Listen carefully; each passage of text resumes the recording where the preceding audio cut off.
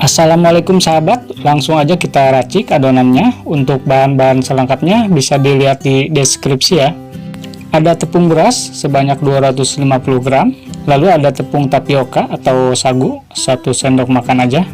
Dan ini bumbu yang sudah dihaluskan, apa aja bahannya juga udah dicatat di deskripsi, tinggal lihat aja. Lalu penyedap rasa setengah sendok teh, kalau nggak suka bisa di skip aja. Ketumbar bubuk setengah sendok teh, dan terakhir irisan daun jeruk kurang lebih 3 lembar.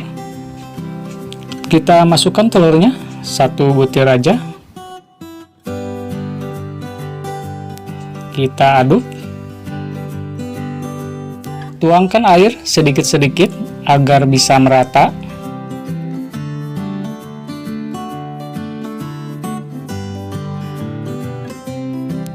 Dan jangan lupa masukkan santan. Untuk lebih praktis kita pakai santan instan ukuran 65 ml.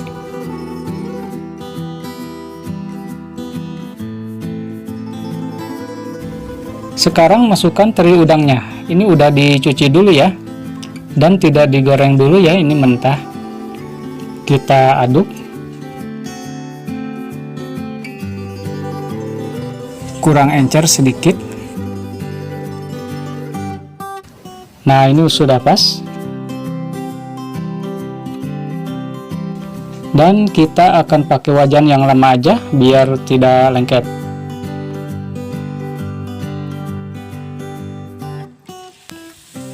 Pastikan minyak sudah panas dan goreng. Perhatikan cara menaruh adonannya. Tepung beras itu harus encer ya, karena kalau terlalu kental hasilnya akan keras, tidak crispy.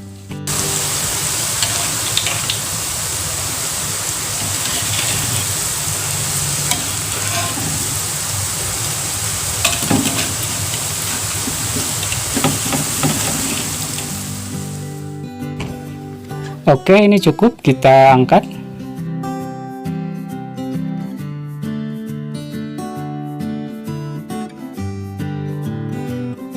Nah, ini hasilnya sahabat, garing banget, renyah. Yang suka video ini silahkan subscribe, like, dan silahkan share. Terima kasih, semoga sehat-sehat selalu.